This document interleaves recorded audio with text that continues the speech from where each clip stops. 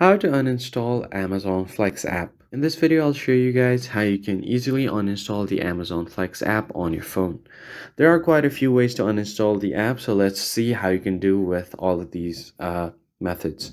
First thing first, you can do the simplest method, which is you can hold on to the app and it will bring out a pop-up menu where you have an option to remove and uninstall. Removing it does not necessarily uninstall the app, so what it does, it basically removes it from your home screen. So if you tap on this uninstall button, then only you are able to uninstall the Amazon Flex app.